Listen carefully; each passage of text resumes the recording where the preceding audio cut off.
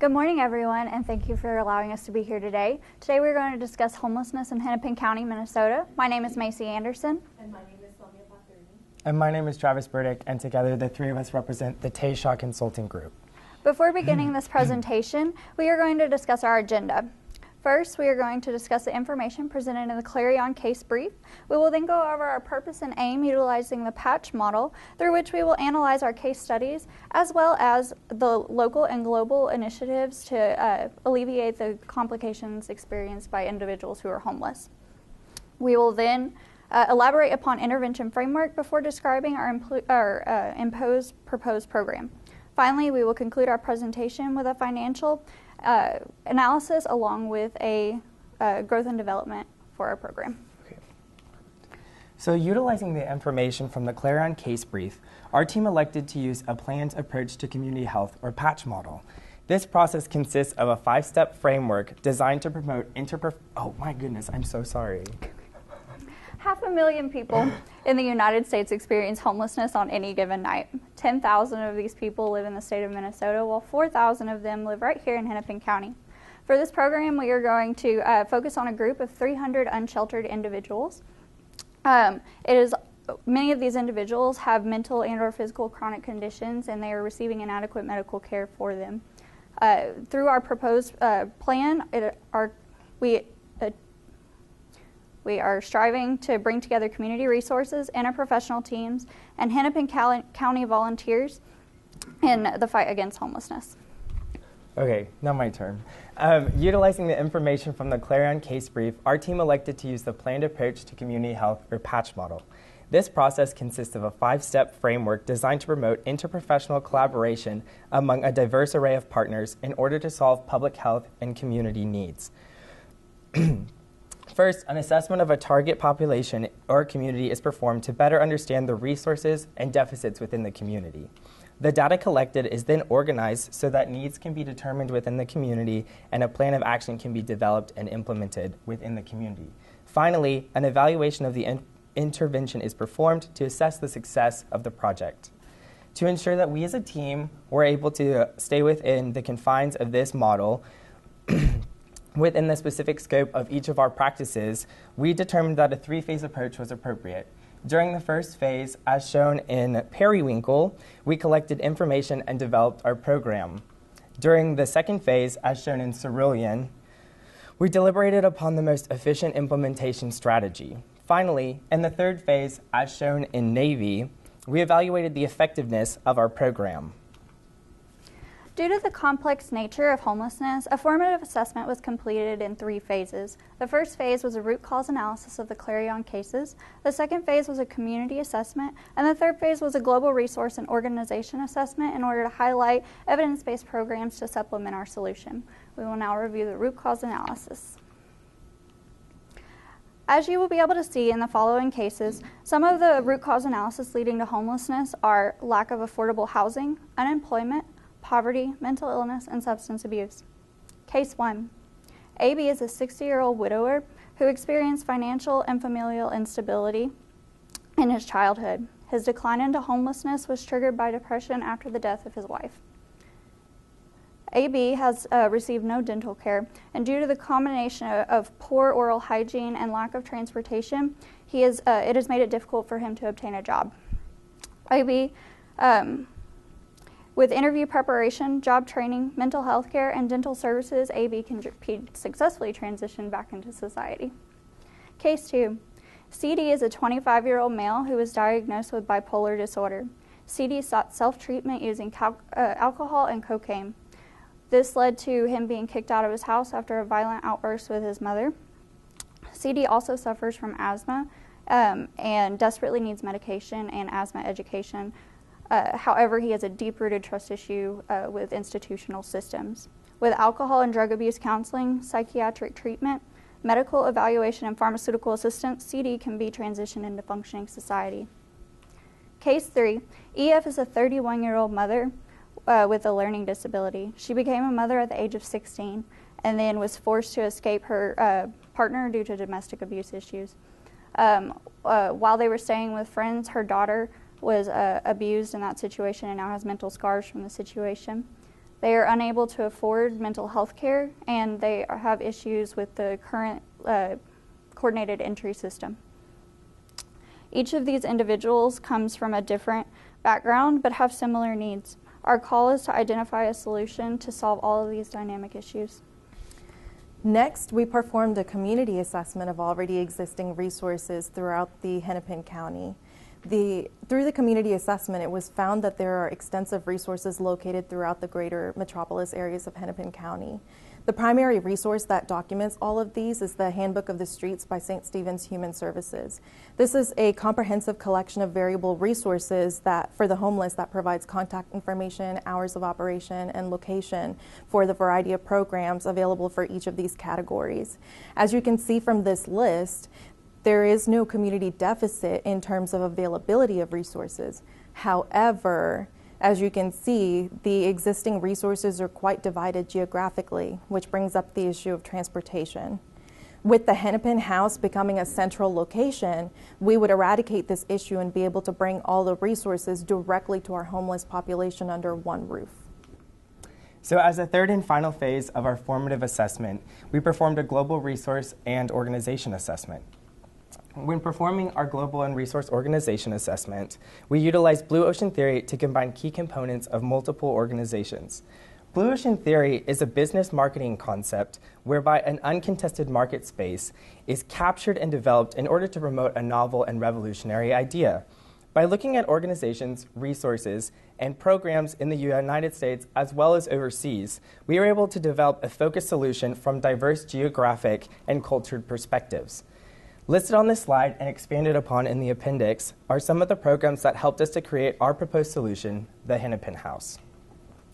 The Hennepin House is the optimal solution to help every member of the 300-person encampment as well as other individuals who are experiencing homelessness.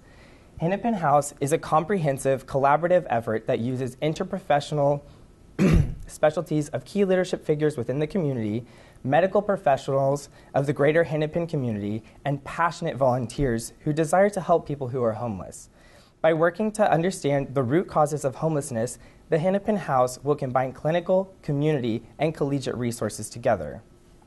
Teamwork will be the driving force behind programs designed to dissolve issues that exacerbate housing instability, such as lack of transportation, lack of knowledge and services, lack of sufficient medical treatment.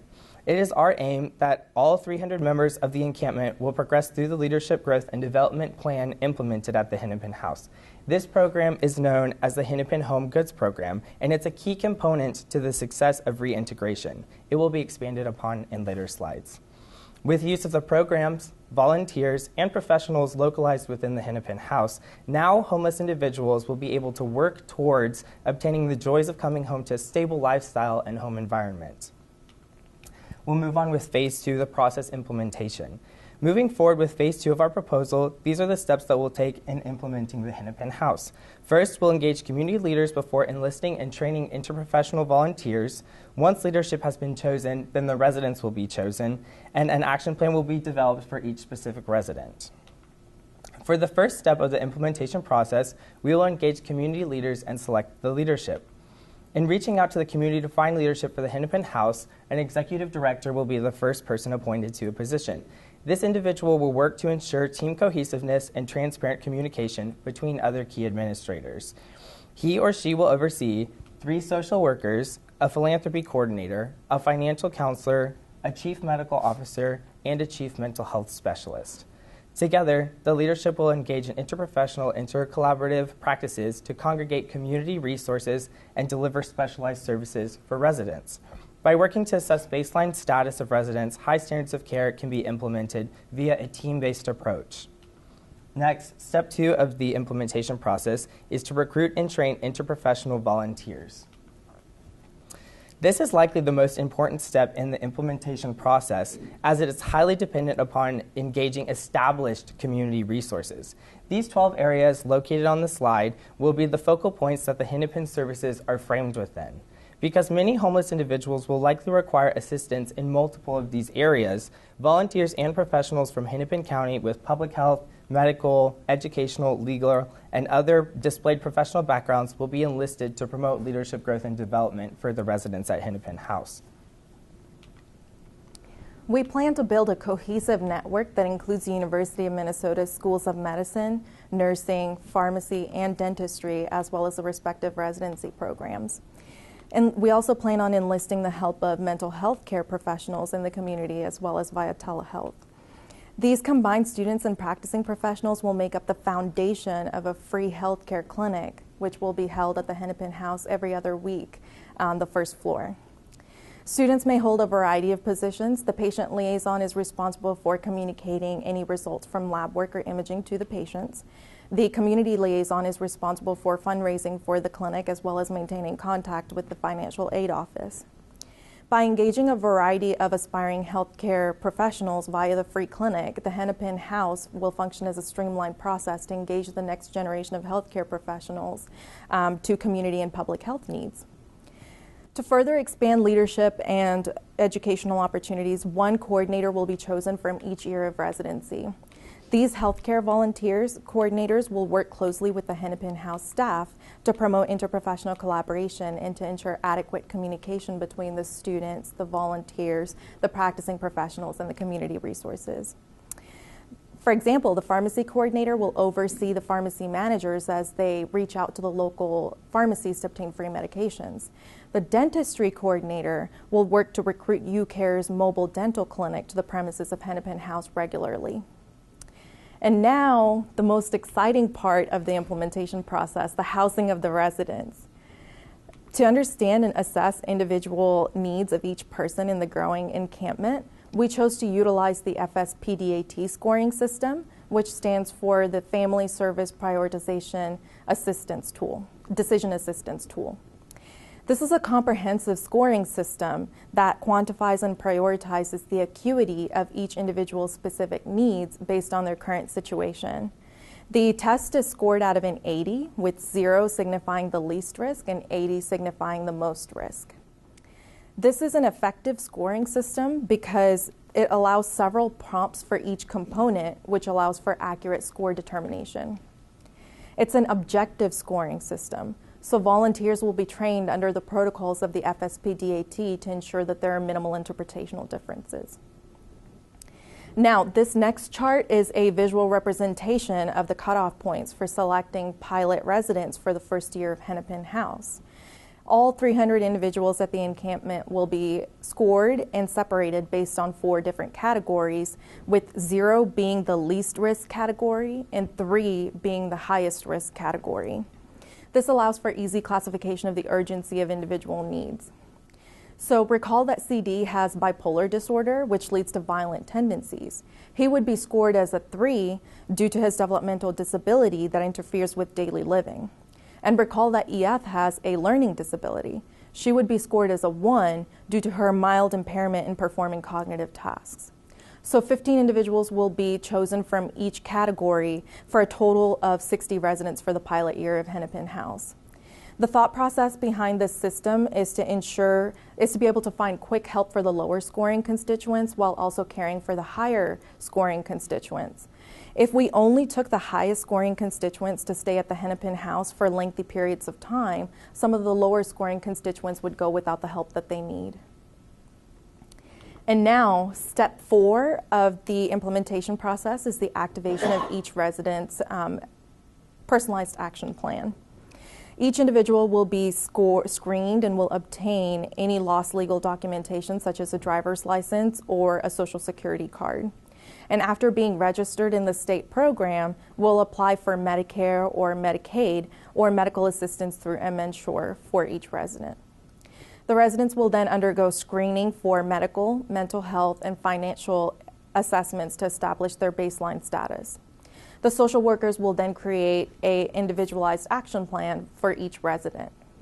As advocates for resident accountability, the social workers will use Monroe's motivational sequence to empower each resident to achieve intrinsic motivation to integrate back into society. Here are the projected timelines for an individual in each specific category. Every individual will progress through the Hennepin Home Goods program, Leadership Growth Program, as the final step before reintegration into society. To ensure opportunities for growth and sustainment of Hennepin House. The step 5 of the implementation process is the establishment of the Hennepin Home Goods program. In this program, residents will package, produce, and sell 3 products: soap, shampoo, and candles. These products were chosen due to their low overhead costs, low setup costs, and ease of training to create and distribute this product. Each of these products has a very favorable profit margin, and this program will allow residents to learn about marketing and organization skills, workflow efficiency, work ethic, while allowing them to obtain work experience and life skills. This program will also provide a self-sustainable income for Hennepin House and its residents. And please see the breakdown in your appendix for the cost. Consistent with evidence-based practice rehoming outcomes demonstrated by our Blue Ocean Theory organizations, after spending a year in the Hennepin House, we believe our residents will be on their way towards successful reintegration into society. We hope that they will have a job, be self-sustaining, have a place to live, be an active part of their community, acquire leadership and work experience. If they do this, then residents will be able to grow as individuals and community members. Okay, so throughout our research process, we wanted to ensure that sufficient funds would be available for all of the provisions of goods and services that we want to provide for the residents. Regarding startup costs, we will purchase a vacant lot from Hennepin County for $1. Building Hennepin House will cost about $5.2 million. The first year of operating expenses, including business appointments as well as personnel costs, will cost about $1.3 million, and then operating expenses for every year after that will cost about $1.2 million. So from our budget analysis, we anticipate a startup cost of approximately $11.6 million. The majority of these costs will be paid for through the variety of grants that we'll be applying for. To apply for these grants, we'll seek the help from professional graduate student volunteers as well as practicing researchers in the community already. If successful, our efforts have the opportunity of getting an award ceiling of approximately $35 million, which is well above the cost for the project itself. Please see the appendix for a more detailed perspective of our development initiatives. We understand that this is a very costly venture. However, the Hennepin House Home Goods Program is a solution that provides sustainability and longevity to the Hennepin House. Assuming product goals are reached every single year, the Home Goods Program will bring in approximately $4.6 million within the first 5 years for revenue. 50% of this revenue, equating approximately $463,000 a year, will go back to the residents as they work through the Hennepin Home Goods Program, and then the other 50% will go back to the Hennepin House for sustainability initiatives. It'll cost approximately $944 to house each resident a month based on living expenses, food, electricity, and other costs. So about 15 hours will be required of each individual working through the Hennepin Home Goods Program to make these sustainability initiatives. As residents leave the Hennepin House, we want to measure progress and evaluate the entire implementation process. Based on prior evidence-based practice that have had effective reintegration through initiatives, the Hennepin House will be measured via collected data on reintegration statistics. This data includes residents' next housing situation, job placement, financial stability, healthcare access, and social networks. Every time a resident switches jobs or living conditions, we will request up-to-date information on life circumstances upon leaving Hennepin House. We will repeat the FSPDAT scores at 6 months and 1 year. Repeating scores will allow our social workers to attempt to contact them in case they do not reach out to us. As a safety net, we will provide resources and counseling to stabilize them for the next few years to prevent them from becoming homeless again in the future. After the successful implementation of this program in Hennepin County, Minnesota, we hope to take this program to other areas around the United States. We at Tayshaw Consulting Group firmly believe that the Hennepin House represents a community response to a community need. Thank you. Thank you. Thanks. Thank you. Well, I guess I formulated. First of all, very, very interesting, very enjoyable. It's a lot of candles to make $4 million. Yeah, it is. It definitely is. The math behind it was crazy. But I love the idea. I think it's very creative, and finding a revenue source that actually comes from the individuals who are part of this, I think is big. I also liked, you started national and you ultimately brought it down to 60 people, and effectively transitional housing is what I read the Hennepin House is. Yeah. Talk to me about barriers to implementation. How would you categorize the top barriers? And you've addressed a variety of them, but just systematically, where do you think the issues and the troubles are going to occur trying to make it happen? So the first thing is that the project itself will take a little bit of time to build. We looked into different types of either getting a community center that was already established, but for security of the residents themselves, and also to have all of the amenities that we needed for the programs we want to implement, building was the optimal solution. And so probably the biggest issue is that it will take some time to actually build it. So during the process of the building itself, that's when we'll do all the administrative tasks of establishing the leadership and getting everyone, so that right when the building is ready, we can already have the FSPDAT scores from the residents or from the encampment, so that way they can have move-ins already. I think that's kind of the biggest issue that we would have. Another issue that we could have is the funding. We rely a lot on grants per our slides, and grants are difficult to come by, and we all know that, and we will seek those as much as possible, but we are also open to private partnerships and loan options, since we do have the sustainability of the Hennepin Home Goods program to pay back that loan eventually. And one of the other barriers that I could potentially foresee is that this undertaking is huge in terms of the amount of community volunteers that we will need. We'll need to find great leadership to be able to make all of this work. So one of the, not barriers, but one of the challenges to undertake this Hennepin House will be able to find the leadership for the directors and find the leadership for the officers, and we need to be able to mobilize a huge amount of people to make this happen. Thank you.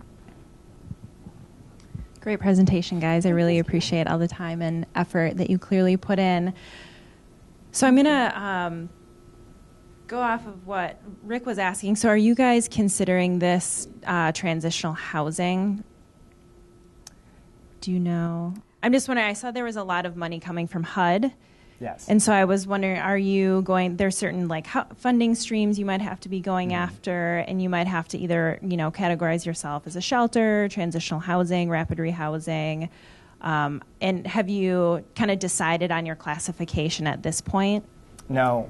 Oh, sorry, you can take you step forward. So we did build this Hennepin House as a transitional housing program. Okay. We do expect that some of these higher scoring constituents will be there for a lengthier period of time before transitioning into another housing situation, a more stable housing situation. Whereas some of the lower scoring constituents, they could go through this process much quicker and be able to establish a stable house before moving on from this program. Yeah. So that helps me kind of frame my actual question side of those. It's like perfect. A teaser question Yeah, than my okay, actual good. question. So with transitional housing, HUD is going to have certain requirements around people can only be in the program a certain amount of time. And to your point, there's going to be some people with fewer challenges that you will probably be able to get up and going much more quickly. But then there are going to be other people with a higher FSPDAT score. You can use that phrasing because that's like the common lingo around it if it helps make it easier. With a higher score who are going to, have a lot more barriers to finding stable housing that's not somehow supported and getting a job and that kind of thing. So can you talk a little bit about how you've given consideration to what it would look like for those higher need individuals when they get to that threshold where either you need to be in permanent housing and you can't stay here anymore? Have you given some consideration to what that might look like and what you're hoping to have in place for them at that point if they can no longer stay at Hennepin House, but maybe they don't have their own apartment set up yet? Absolutely. So thank you for asking that question. So our program is huge in community, utilizing programs that are already within the community. If someone has phased out of Hennepin House and they can no longer stay there, we hope to have many partnerships in the community so that we can send them somewhere safe where they they can come and continue using the services that we have at Hennepin House, like our free clinic and our mental health care and dental services and those things. However, we would make sure that they are in a safe environment and not back on the streets.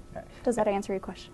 And to tail off of her, so that's going to be one of the jobs of the social workers. So basically, the social worker is a counselor throughout the whole process. So if we can't provide a specific service at the Hennepin House, then it's their job to go out and find that service for someone by bringing the community resources together. So that's one of the things we didn't want to reinvent the wheel by saying like, oh, we're just going to do all of these services, because in the one slide that you saw where there's all the icons of the different services that are very spread out, there's lots of them out there already. And so by having the social worker be very educated on the different the systematic institutions that are in place, they'll be able to go and find those resources to ensure the safety, because that's one of the key things that we took into account. Thank you. In the 12-month period of time that these residents will be there, are you measuring their scores in terms of where they are from health status when they start along the continuum before they transition out? So, for example, dental or mental health, how are you measuring that along that first year? Yeah. You want? Sure, I can take the lead on perfect. this question. So throughout the first year, we plan on doing the FSPDAT score in the very beginning based on their current situation at the time. But as they go through the program, we are providing the resources for them. So we will likely not use the FSPDAT score so much during the implementation process to measure their progress as much as we would use it at the end to measure progress after they go through the program.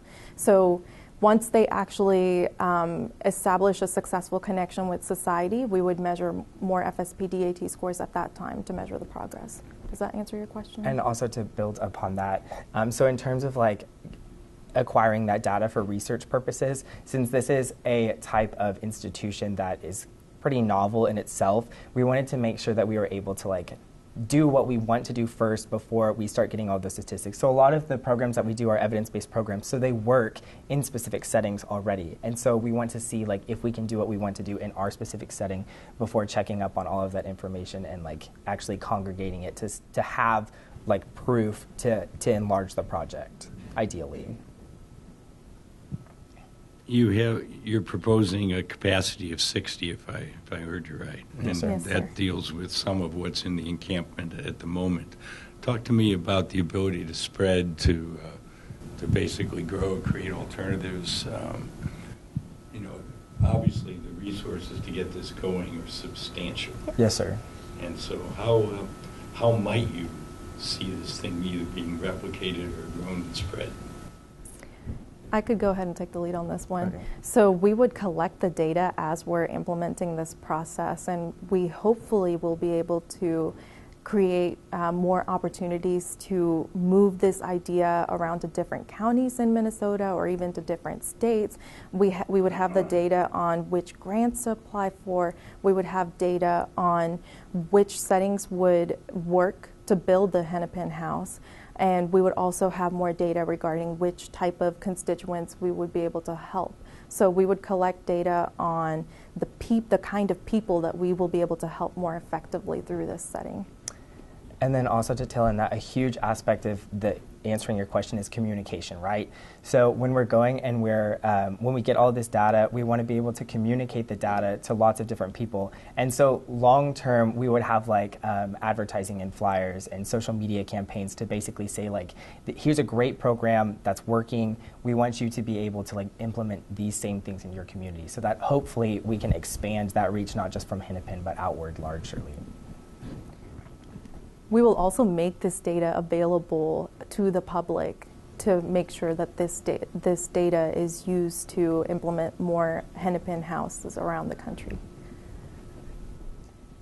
Can you talk a little bit about the extent to which, if any, you've given consideration to how Hennepin House fits into the coordinated entry system that's used in Minnesota for housing people using the VI or FSPDAT scores?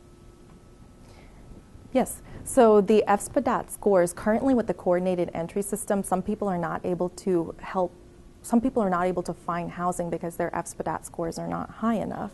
So where we would come. Oh, bummer. That's a good ending. Yeah, okay. All right, thank Perfect. you all so much.